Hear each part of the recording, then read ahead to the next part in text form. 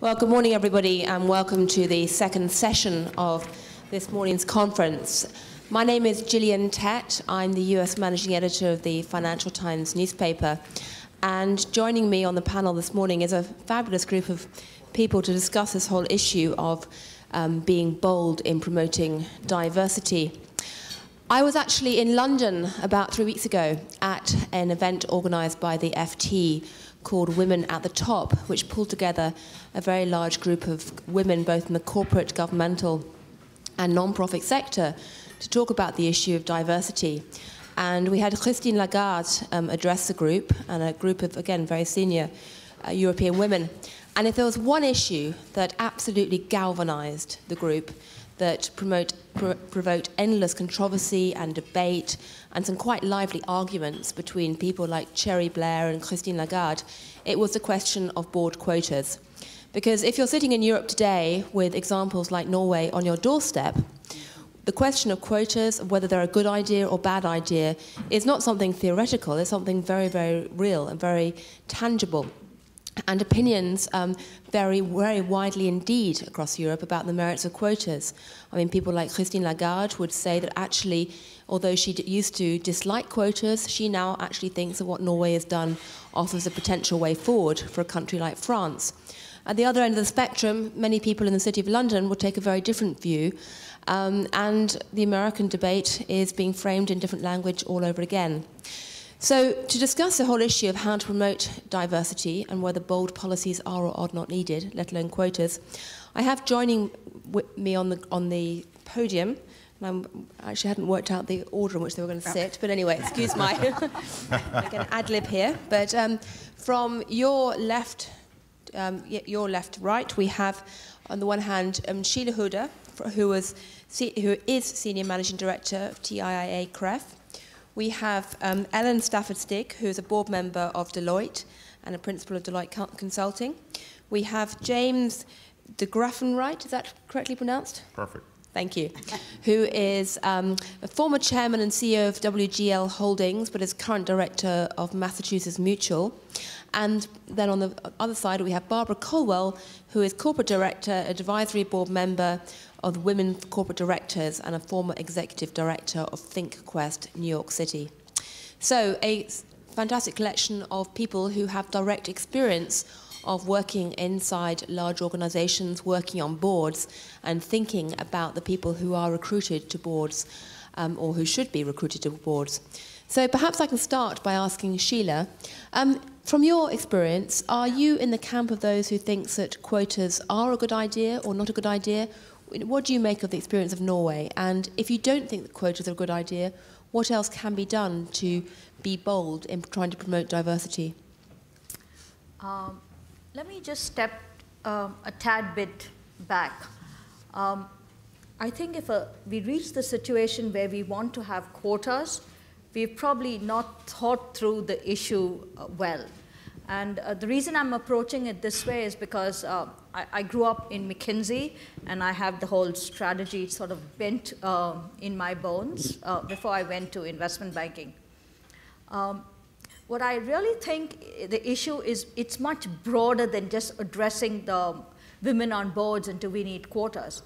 It needs to be more holistically dealt with, and what I would suggest is really a three-pronged attack. And it is on one side, the first prong would be corporations. What corporations need to do as their responsibility, as their strategic focus, is to build a pipeline for diversity. And there's a lot of talk of having diversity officers and having diversity programs, but it's still not part of the DNA of every organization. So corporates should be mandated softly or in a tough way to build the pipeline for diversity, women, nationalities, racial, all types of diversity.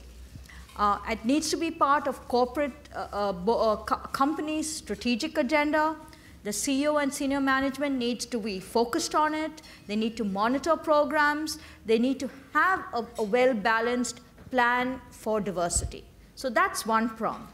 The second prong is corporate boards themselves need to be much more vigilant about this.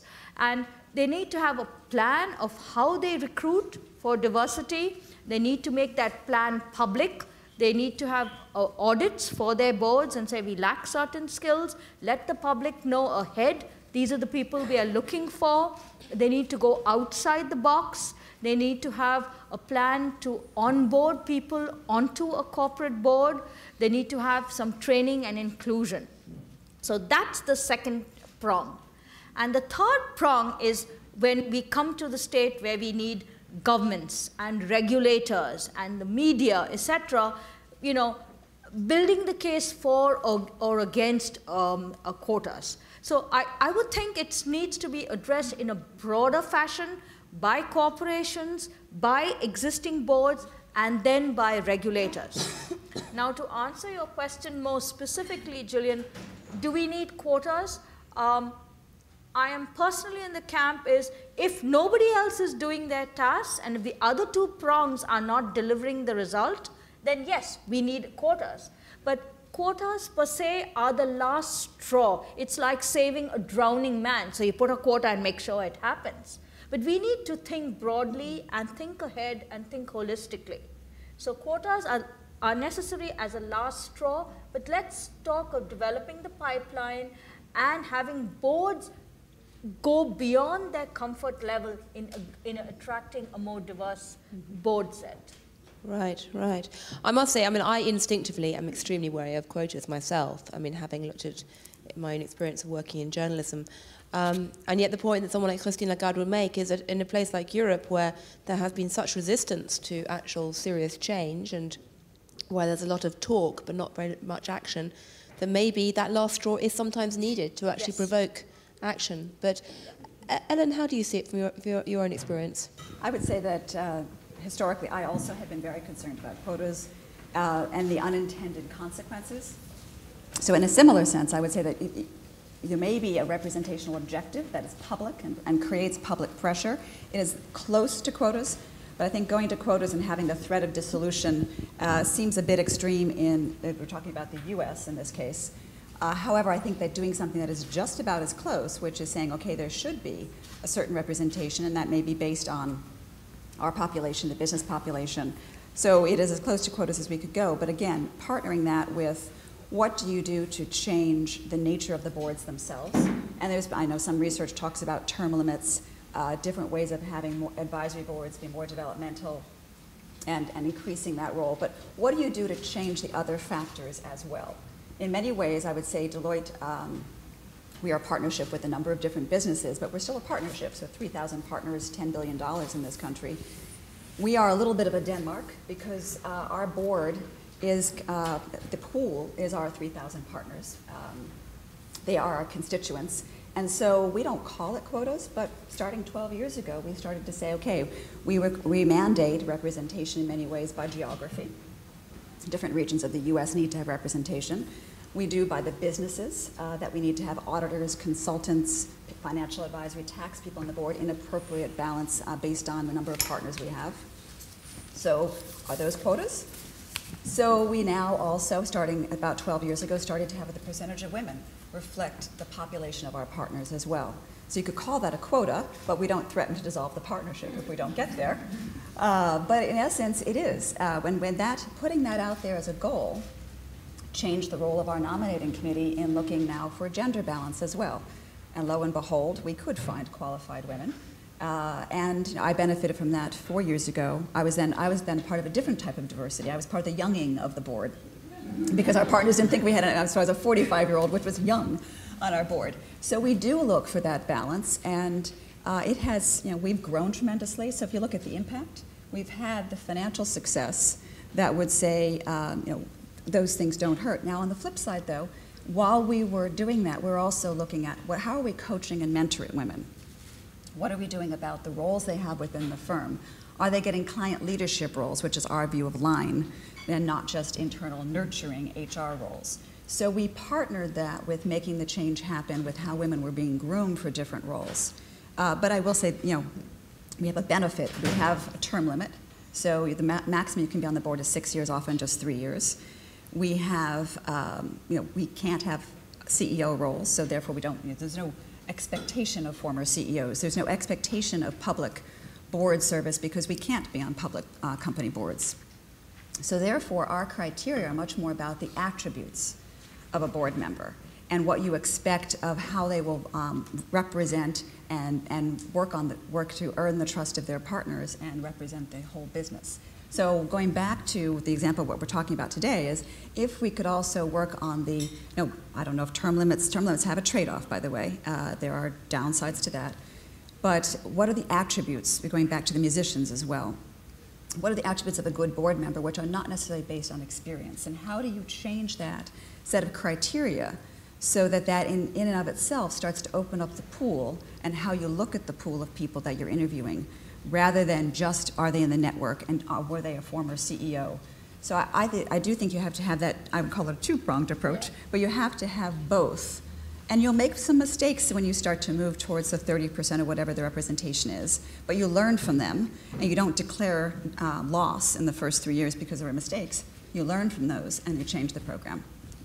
So to cut to the crunch, since I am a journalist by training, when you look at, say, Deloitte, how big is your board, and what proportion are women, or what proportion are what might be called minorities? We have 18 members of our board, so it's a relatively large board from a corporate parallel perspective.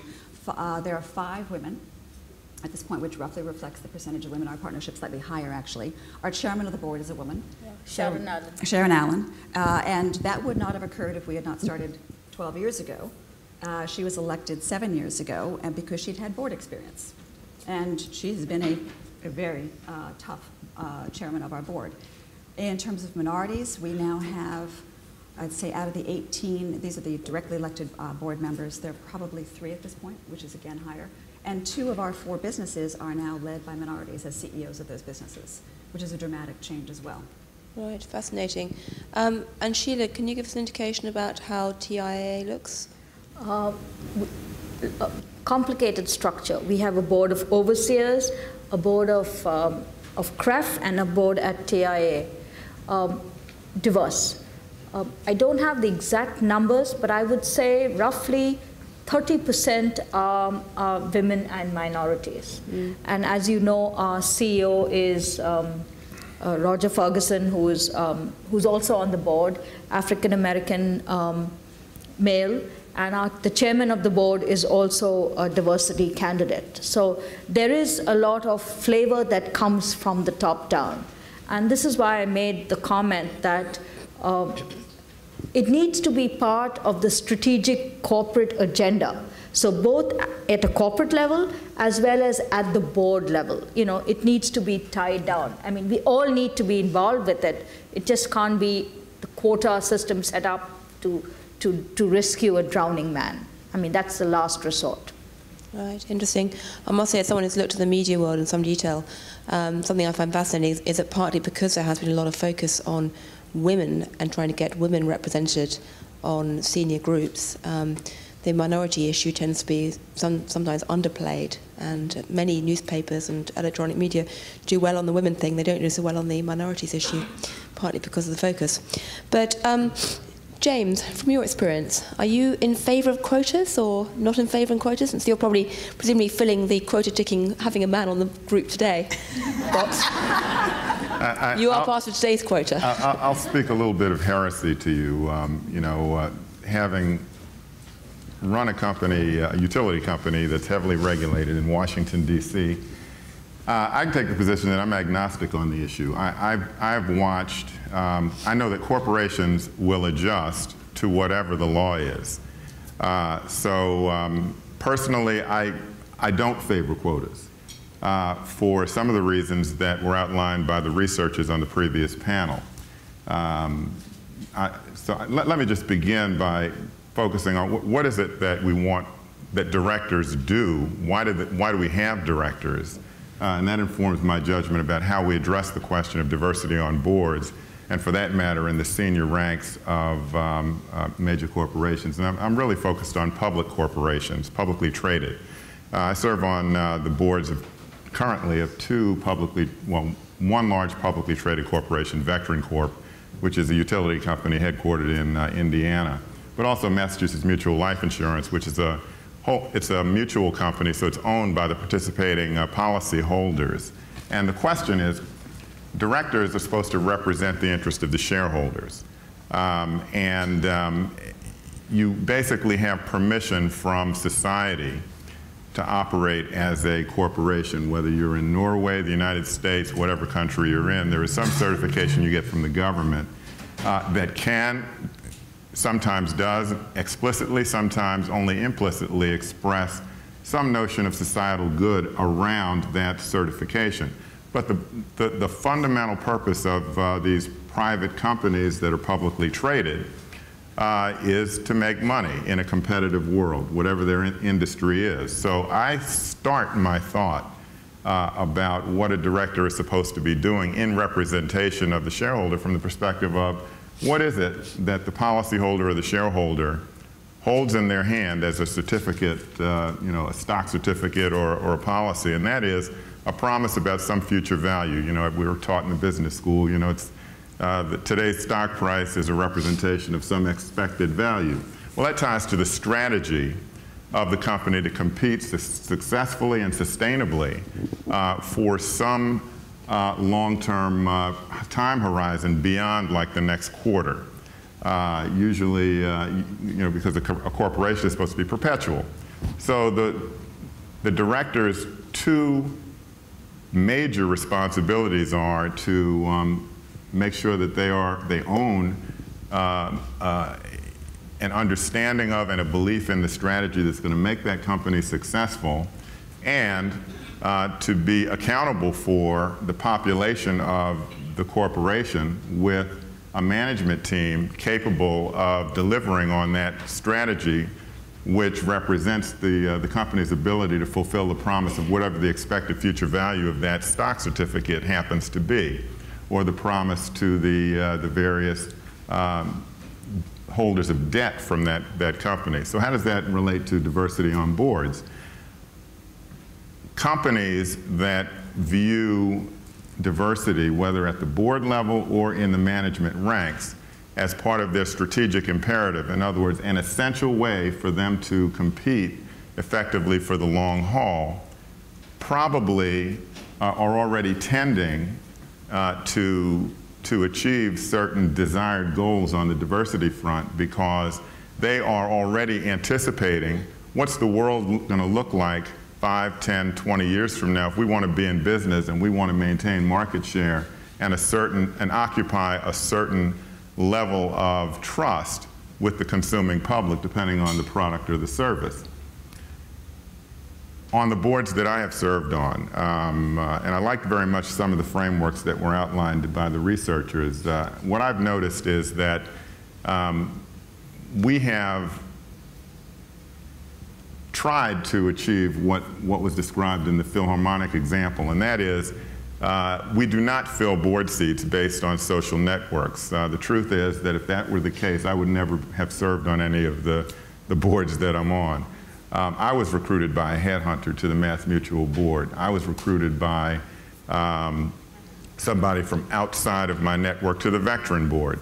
The issue is the way we do it, and I'm the chair of the governance committee at Mass Mutual. The way we do it is identify on a continually updated basis what are the characteristics that our board has to have represented by its members before we even think about seeking candidates.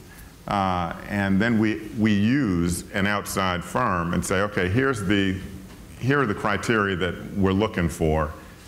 Bring us back a slate of candidates that is of the quality that we're looking for, and we include an expectation that there be diversity in that pool. We then go through the normal process of background checks and all that kind of thing. And the idea there is to stay in touch with the strategic direction of the business, knowing what the competitive pressures are, what the financial obligations are, and the level of sophistication you have to have in order to both coach, guide, push back on, and monitor management from a compliance perspective as well as a growth model perspective. So I have seen, in the regulated utility space, how pressure from regulated, state public service commissions can have a positive effect on the way that management addresses the issue of diversity. For example, if the governors of a state appoint as chair of a public service commission a woman, then the sort of swifter companies figure out that they're going to fare a little bit better if they send women lawyers and executives there to be witnesses and in advocacy of a rate case, because 100% of their revenues are controlled by the decision that woman or the multiple women on a board will make, on a commission will make. Those who are not so swift figure it out after they get a negative rate order and have to address their shareholders, because there's a lot of judgment that goes into the decision. So it depends on the sector, it depends on the type of business that you're in, what the opportunity is for a quota even to come into the discussion, because at least in the United States context, quotas are kind of like taxes. What you're going to see is, you can predict, excuse my cynicism, the usual dance that everybody does. Corporate America will be against it. Substitute the word quota for the word tax, and you've already seen it. But once the tax or quota has passed into law, they adjust to it. So I really don't think that is, I think the discussion helps tremendously, because it loosens up the environment within corporations to tolerate the discussion. But the more successful companies are going to be the ones that integrate it with the strategic imperative of the business, because that will tend to cut down on all of the sort of superficial pushback you get about, these people are unqualified, you're just making us do it, blah, blah, blah. You've seen that since Brown versus Board of Education, we still get, anytime you see a black person in a position of authority, well, that's an affirmative action candidate, one of the researchers pointed that out in the context of gender equality. That's, I think, a distraction that we don't even need to get bogged down in. I just think that corporations will adjust to whatever they're ordered to do because they want to make money. They just need to know what the rules are. Well, I guess the difference between corporate tax and corporate quotas is you're not going to get an army of corporate quota-busting lawyers popping up to try and dance around the rules every 5 minutes. But what do you think in terms of, when you look at the fascinating research that someone like Amy's done in Norway and the performance of companies as a result of the introduction of quotas, what's your reaction to that? Well, I think that I read the study and I appreciated her presentation. My interpretation is that she's showing that research shows a short-term effect that has a lot of noise in the background. You have, anytime you have a corporation where they're going through dramatic change, I think their financial performance is going to slip simply because of the distraction away from that dislocation. Yeah, it's just a normal dislocation. I would look at a longer term data set to evaluate what the real effect will be of that kind of a policy, and I think that it'll all settle out as a non-issue. Because, like I said, I'll speak a little bit more heresy. There is no magic to being a director. You just have to know what you're doing. And they're ordinary people like the people in this room, and the question is, if you're focused on the strategy and you adhere to best practices, it's really hard to screw it up. Where you screw it up is when you're not paying attention, you're not asking the right questions at the right time.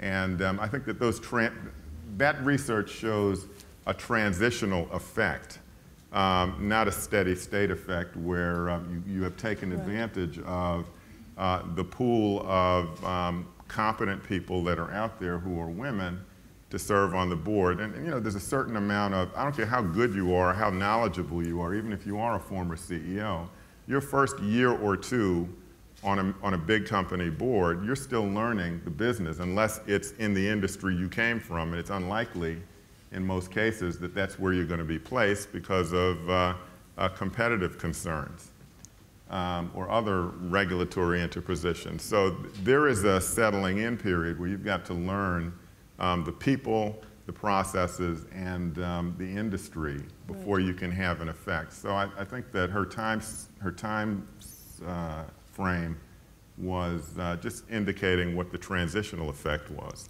I can see that Ellen and Sheila were nodding vigorously at that. You'd agree that it's basically too soon to tell? Yes, Yeah. Perfectly. I would agree. When we started in the late 90s with a lot of we had a women's initiative that started in 94, but when we started putting women into management roles to kind of hit our numbers, number one, we put them in the management roles that were kind of in the pool that were all HR-ish, and then we said, no, that doesn't count. And then as we shifted, women were put into roles, some roles too soon, and you might say, okay, that's an affirmative action type of impact. But then they got the coaching, and then things worked better. But there was a rough spot there when one could point at the women who were in management roles in newer management roles in the late 90s and say, you know, it's not working. They weren't ready and we just did the wrong thing, as opposed to how do we help prepare them and how do we help coach them? And I think the learning curve point is a very, very good one, because the first couple of years on a board, and even an insider's board like ours, there's a lot to learn. So I fully agree, and I think you'll see that anytime you mandate a change, you should do the things in parallel. It's not going to be perfect. So until you learn, you've got to have a transitional period. Right. I must say, for those of you who don't know, Iceland right now offers a very interesting case study in women leadership issues, because as a result of the financial crisis, a large number of the former male leaders of banks and other institutions have been removed and replaced by quite a powerful, fiery group of women. And there are people inside Iceland who say, well, actually, you know, look at that, it's not going very well, Iceland, right now. To which you can argue, well, actually, it'll be a miracle if anything was going well in Iceland right now, given they've moved from, you know, an economy run on cheap credit to an economy run on fish. That's why the volcano went off. It's the women. Exactly, exactly. So the question of, you know, the time span and the kind of time span you judge success against, obviously, is absolutely crucial. But Barbara, how do things look from your perspective? I'm someone who's obviously looked at this very closely for a number of years. Are you in favour of quotas? I have not been in favor of quotas, but actually today, when I was hearing Esther speak about the social benefit and the example that it was setting for communities and for women and all, I became slightly more in favor, but generally speaking, I'm not. What bothers me about quotas is it's very easy to set them for the sight line that we all can see. Women, racially mixed, but we're missing diversity quotas, I think. If you say that the reason to have a quota is to get a good, diverse, robust, rich variety of opinions, I think a number of people are missing from boards who wouldn't be invited to the table under the kinds of female or racial quotas we're talking about. I'm on the boards which I've served, which have been 8 like corporate boards and about 15 advisory boards. There hasn't been one physically disabled person.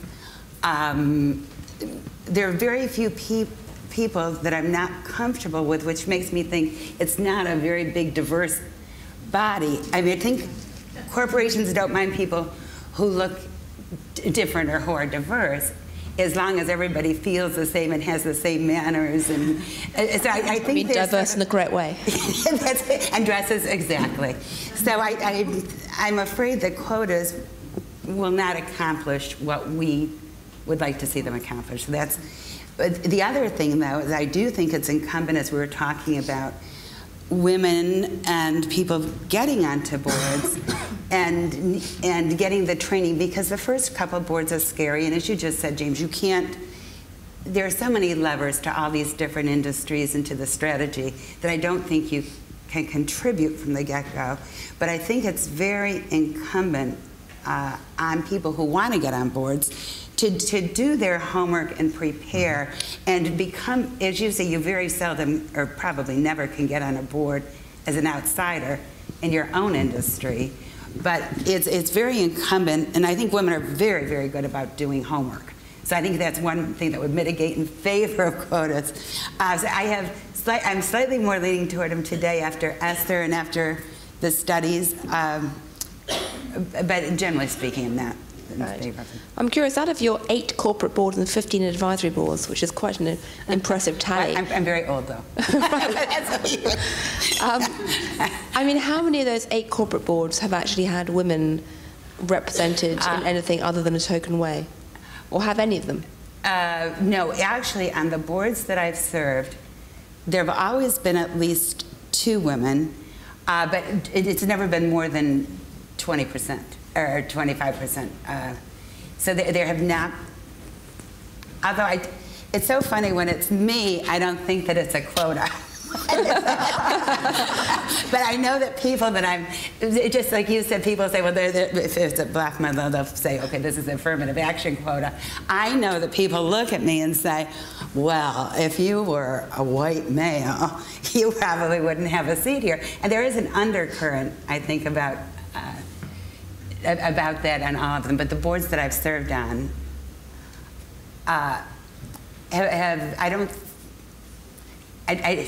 they've at least had 2 women.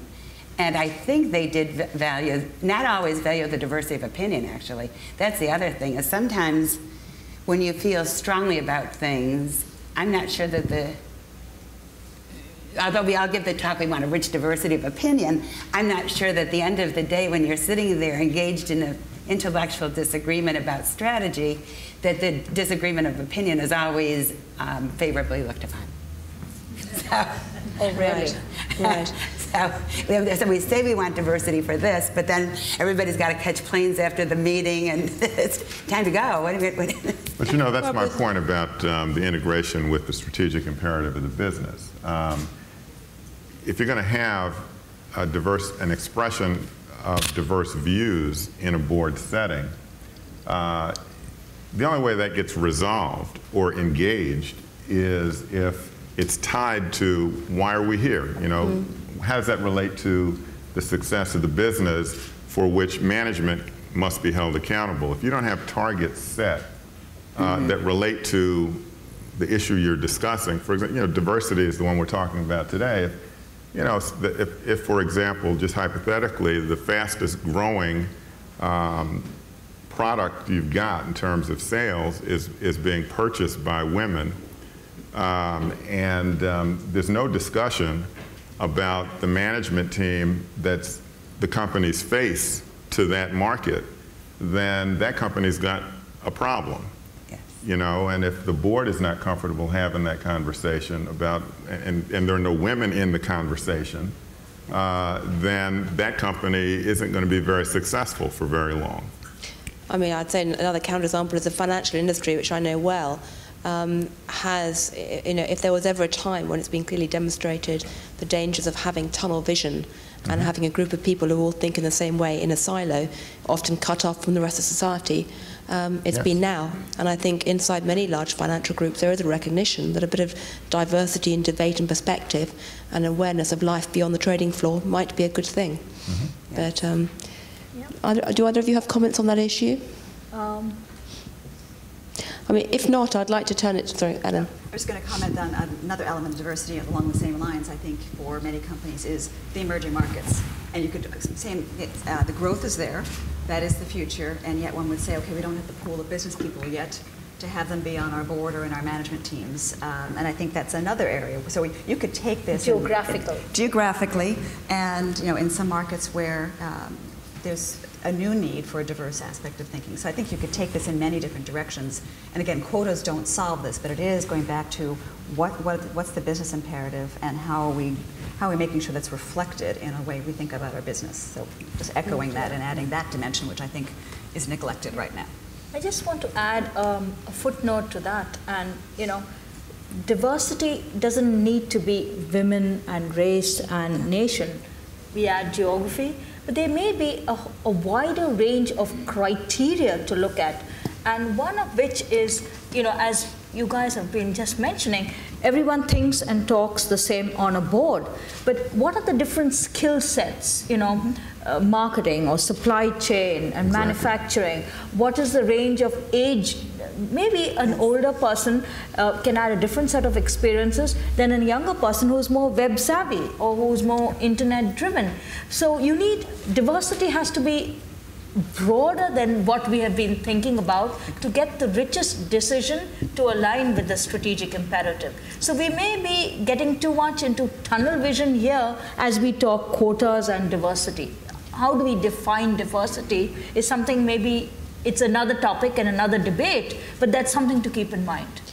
I mean, one of the things that came out of Mona's research was the importance of critical mass. And I'm curious, have any of you ever been in a situation where you felt that actually you were in the majority? And did that change things? Or ever seen a situation where women were the critical mass, or where the minorities or diversity, the diverse groups were the critical mass? Well, I belong to a not-for-profit board called Women's World Banking, which is the largest microfinance enterprise network globally. And it's an all-women's board. Now, the clientele, they have 25 million women who get microfinance loans. The clients are all women. The management is almost all women, 60-40. But the board is all women.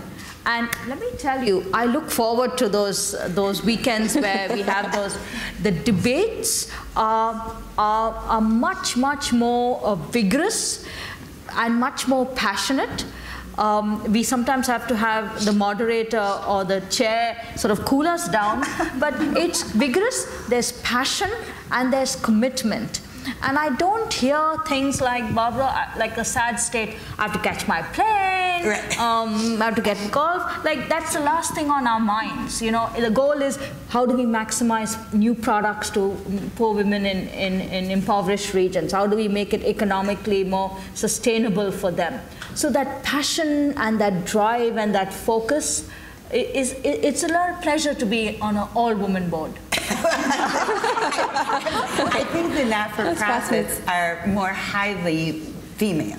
And so I was thinking the same thing. And there's another much more subtle advantage. If you go back 15 years, it used to be, if you were, and I guess I was the only woman once, but mostly people would talk about the football games or golf. And it's so fun on the women and the board that are predominantly women. You talk about shopping, kids, you know. Also, just even these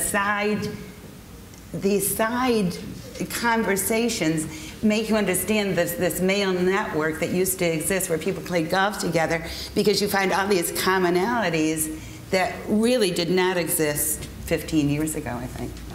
Right, interesting. I'm conscious that I'm sitting in a room with a wealth of experience and opinions, not just on the platform, but down around the tables as well. Before I've got plenty more questions to throw at the panel, but before I do that, does anyone in the audience want to comment or ask any questions? Got a question there and then a question there.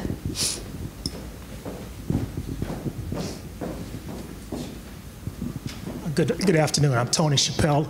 I'm a reporter with a publication called Agenda. Excuse me.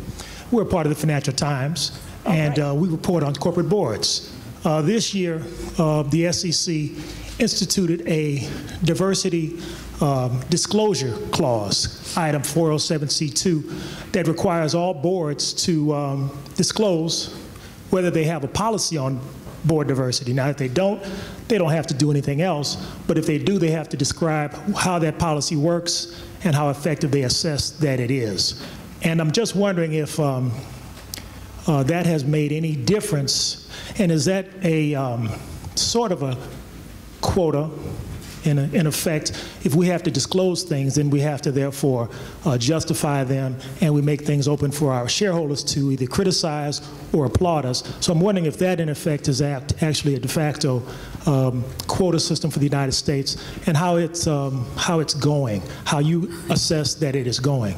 By the way, we decided in my publication this year to put together a directory of potential board candidates, women and minorities from around the country, and we got a board of 15 governance experts to come up with criteria for that, and then we chose a wide group of folks and whittled it down to 100. I'm happy to say that Sheila Hooda was among those who was in that group. But I just wanted to ask what the panel thinks about the disclosure requirement this year, and whether that is in effect going to help this idea of a quota. So, do you welcome more sunlight? I think it's sort of an embarrassment question, because I'm fairly certain, I mean, we've debated, but I don't think you will see any major companies that don't say they have a diversity quota, right? And so then it just becomes a procedural thing, but nobody's going to say, no, not us. So I think it's going to speed up, however, the creating of thinking about diversity and what it should be. So I think it's a positive thing, actually. Yeah, I think it's useful because anytime the Securities Exchange Commission even initiates a rulemaking around a regulation, that prompts and provokes a discussion in the boardroom about whatever that issue is. So on this one, a disclosure requirement around diversity and your policies around diversity will, as was just said, cause 100% of the publicly traded companies to put something in their proxy materials that confirms that they have a good policy. It will be about as bland as in many cases. But there are some companies that will stand out because they'll see it as an opportunity to differentiate themselves positively in the context of how they want to position themselves for competitive advantage, right? Competitive not just in terms of their market face, but their labor market face too. They want to be perceived as the employer of choice. And this is going to provide some companies the opportunity to brag about what they have been doing. So I would keep an eye on that when those disclosures start to roll through in proxy season, because I think you're going to see some surprising things. One other point I'll make that relates to this is, demographers have written a lot about the different generations in the workplace, but I don't recall reading anything about that goes above the C-suite to the board level. And if you think about the demographics of boards, age in particular, they tend to be the furthest removed from the workplace in terms of the realities around diversity. So you're going to see a wide variety of perceptions expressed through these proxy materials based on, frankly, how long some of these directors have been out of the workforce and their attitude toward it. You're very right. Same point. We've got a question just there in front.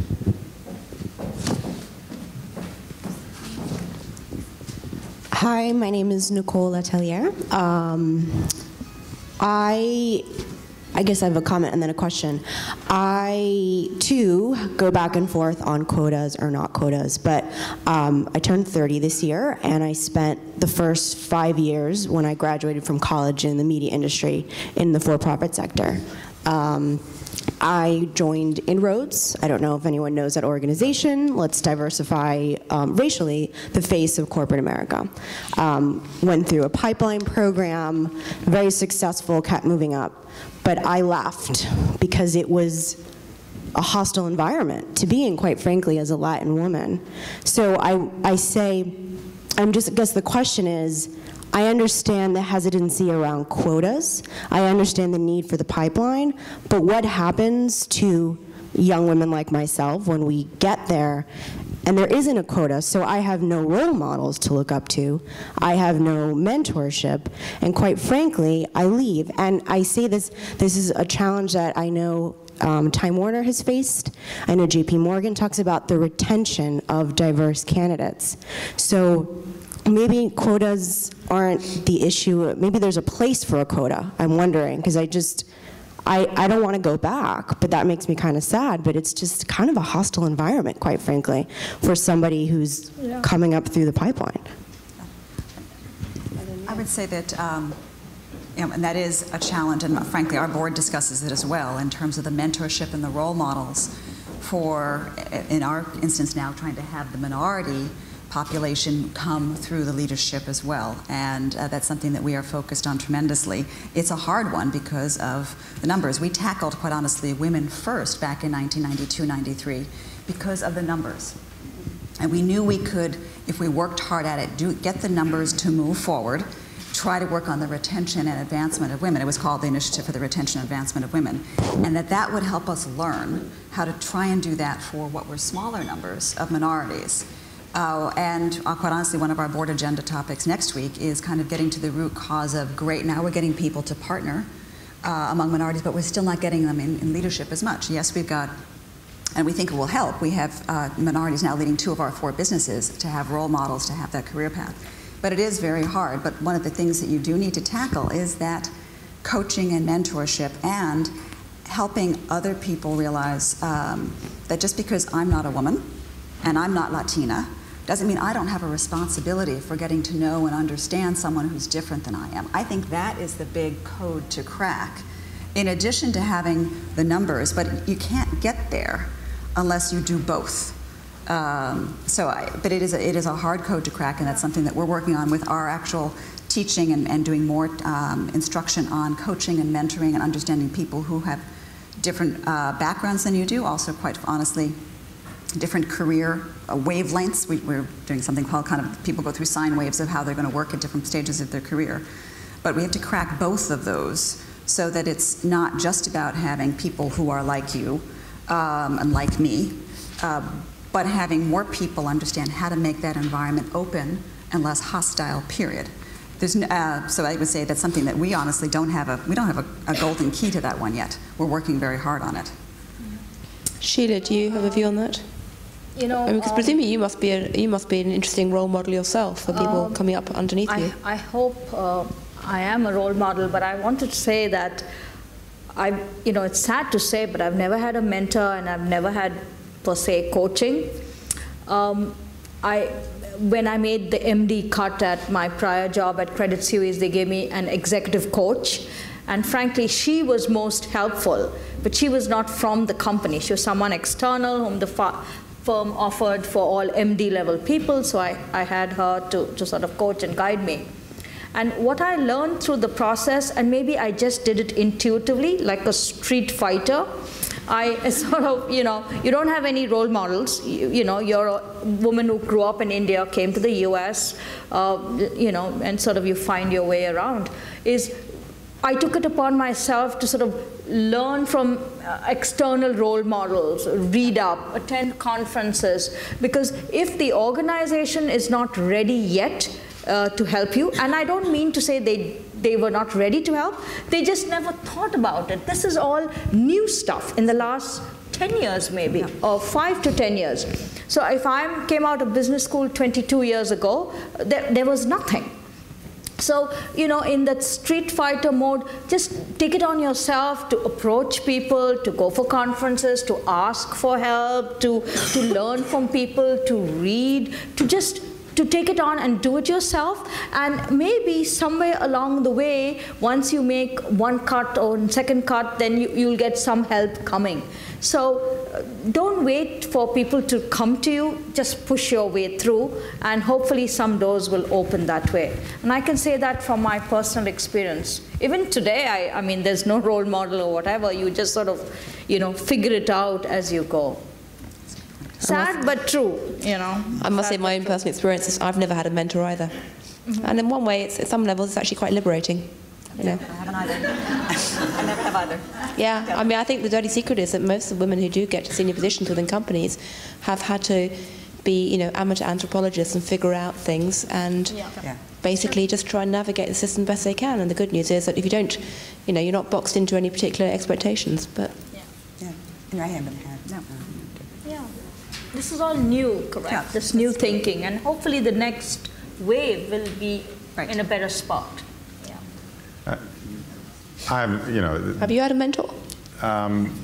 Not really. I've had the opposite of mentors. You mentioned a hostile environment. I think that you have to, it's a generational thing, I mean, I think that it requires taking a different view of yourself in an organization, or, you know, because you're asking the career question, you know, we're talking about the same issue from two different perspectives. You know, how do we set the stage so that there are meaningful opportunities so that companies can grow and thrive based on diversity? And you're asking the question, well, suppose they're not getting it, you know, to put it in a positive term, or in the way you put it, they're just hostile to the idea. I think that, as has already been said, it's more than just pushing through it. I think that from the how do I build my career question perspective, you got to figure out what it is that makes you indispensable to the success of whatever the unit is, whatever the organization is, based on where they say they are producing value. And if they don't have an articulated strategy for why they're going to get better, then you don't want to be in that company anyway, because they're not going anywhere, and you don't want to rearrange, you know, deck furniture on the Titanic. There are other organizations that you can go to, and, you know, I've moved around primarily for that reason. So you have to figure out what it is that you really want to do as a career, and I think you said it's in the media. Find out, you know, and it's not just finding people like yourself in the way that you look, but people who think the way that you do, and accredit each other, you know, create opportunities for each other, and build your own network that thinks that way about enhancing value in a way that makes you indispensable to somebody's wealth-building success. If you're in the for-profit world, or in the not-for-profit world that advances the mission of that organization. If you allow yourself to think that way, the hostility you see in one place may not be so limiting. It may cause you to identify, well, who's doing this right? And how do I get with those people? You know, that's the best advice I can offer, because my whole career, you know, I was sort of the unwanted, you know, help. You know, people only turned to me when their industries were falling apart, or their role in the industry. You know, I sort of, I was there when the telecommunications industry was being transformed by the breakup of the Bell system. And I happened to be the only person on the public side of the street that had actually tried cases against big AT&T. You know, and so there are things like that. And then you know, all of that antitrust stuff I studied here at Columbia worked out, you know. I think we've got time for one more question, or okay, two more quick questions then. One there and then one there, or comments before we break for lunch. Oh, sorry, before we wrap up this panel for the final. Hi, I'm Antonia. I actually recently left my job at Deloitte Consulting. I work for a nonprofit called 2020 Women on Boards to try to get more women in the corporate boardroom in the U.S. My question is, to what extent do women in the boardroom represent the female population of the companies in which they govern? Not at all. Represent as advocates, or right. Represent as just a reflection of the demographic breakdown? As advocates, promote women's networks, etc. So are the women on your boards actually championing the other women? Or is it the sort of Margaret Thatcher phenomena where... So I would say I'm on one board, because that's right. All I can be on, and a not-for-profit board that is all women. But I would say the women do tend to raise more questions, because we'll talk about the leadership roles, who's going into leadership roles. We'll raise more questions about the why not, did you consider, and what are we doing around diversity. But I would say, because it is an issue that is on our board agenda, the men will raise the questions as well. Women are more likely, however, to bring it up in a different context of a different topic on the board agenda, which isn't about diversity per se. So it might be woven into, well, have you thought about this aspect of the issue? So they're more likely to raise that as part of their consciousness of whatever strategic question or perhaps talent agenda we are addressing. But we don't represent women from the perspective of advocating per se, but I think there will be a little bit more more likely to, and I'd say the men raise it as well, so just say among the women versus the men, they're probably more likely to raise that when we're discussing a different aspect of strategy. If we thought about the marketplace, if we thought about women clients, but we don't, at least on our board, bring up women as a specific agenda topic separately. I think that is something you may expect to see more of with women at the C-suite or the senior most management, where we more actively advocate for women, or whether it's training or promotion or hiring. I mean, people like me are always asking that question. I think the role of a board, you have to be, it's a little more, it's a different expectation. So you don't sort of advocate for things. It's more advisory, more advocacy, more ensuring the firm is on the right strategic direction. So there's a little difference of responsibility at each stage.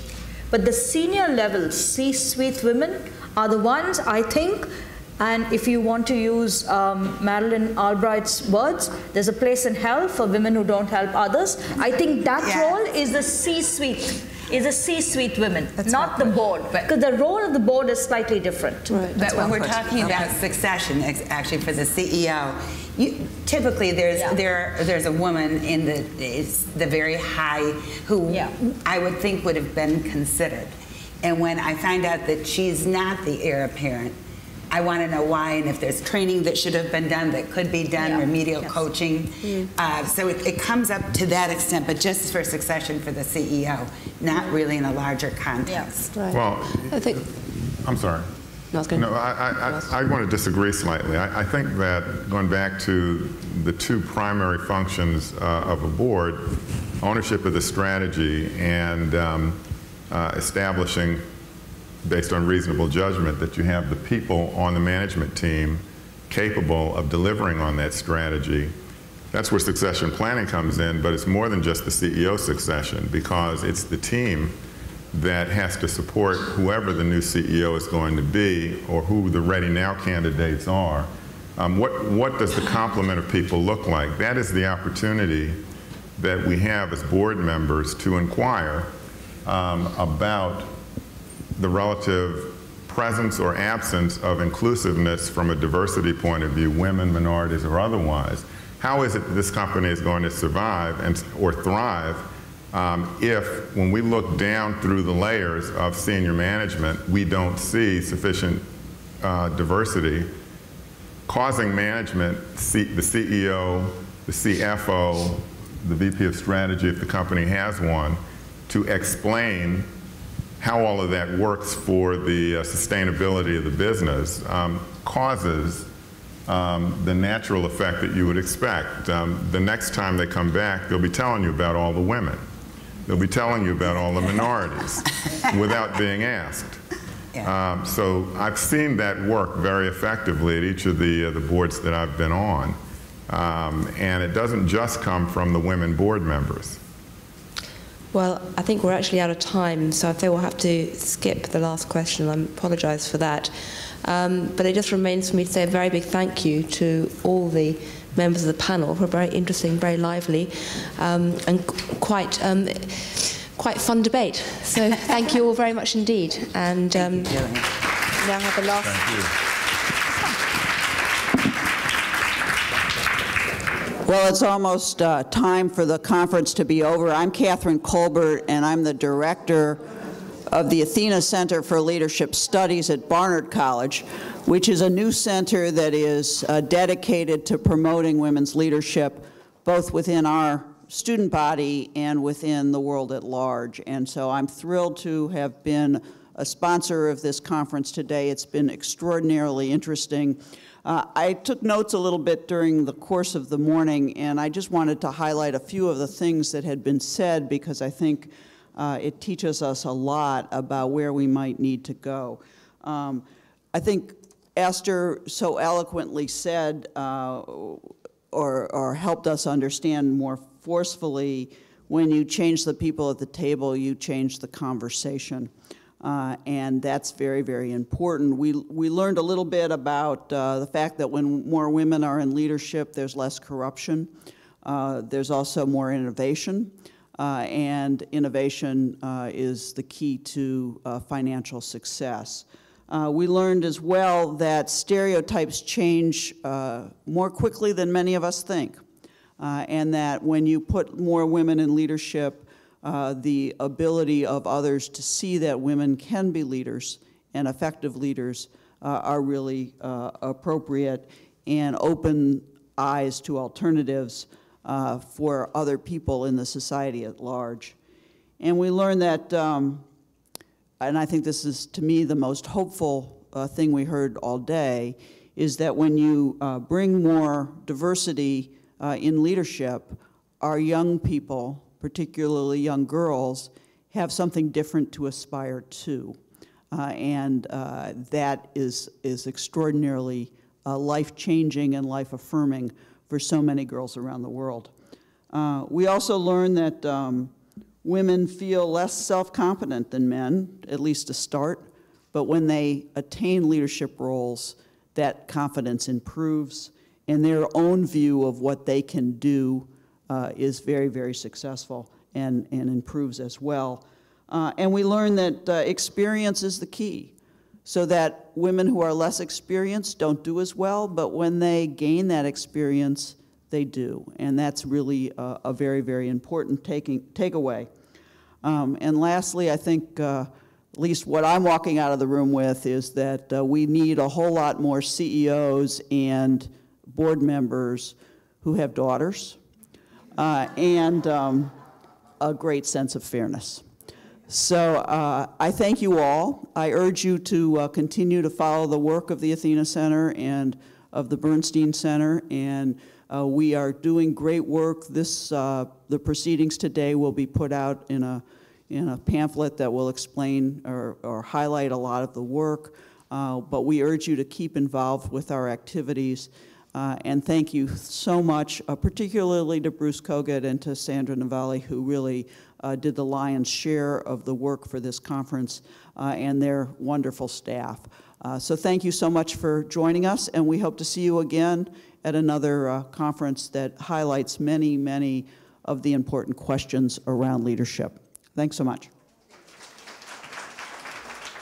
That was such a wonderful closing. I'm sorry to keep you here for another couple of minutes. On behalf of Columbia Business School, I really want to thank all the participants, all the attendees. It was fun and also a very insightful and illuminating experience. I wanted to take 2 minutes to talk about the Columbia Business School experience in terms of female leadership as well as female students.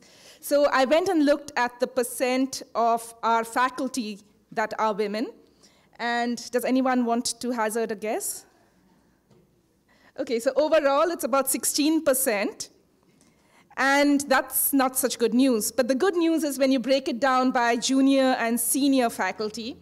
So senior faculty is people who are tenured, who've been here 7, 8 more years, 11%, which given the average is 16, obviously means it's a lot higher at the junior levels. At the junior levels, it's still low, but a more encouraging 22%. So I wonder if there's a message here that over time things will correct themselves. But I also do believe that without paying attention to this issue, it's not going to be self-correcting to the level where it represents the base rates in the population. The other thing I looked at was the percent of women MBA students. And these are the future representatives on boards and CEOs and so on. Somewhat more encouraging than at the faculty level. We have about 33% female MBA students, still not 50%, 33%. So the business school is committed to increasing this, and we are doing a number of things to increase it, including creating a fellows program. Turns out women are very price sensitive and will go to the place that gives you, which also means they're smart, they'll go to the institution that gives them the best fellowship. So this is great, and I think it's wonderful to increase our share of women, but I question whether we're really increasing the overall pie or just stealing from our competitors. So we might grow our 33%, but in MBA programs across the country, the goal should really be to increase the size of the pie altogether rather than just our market share.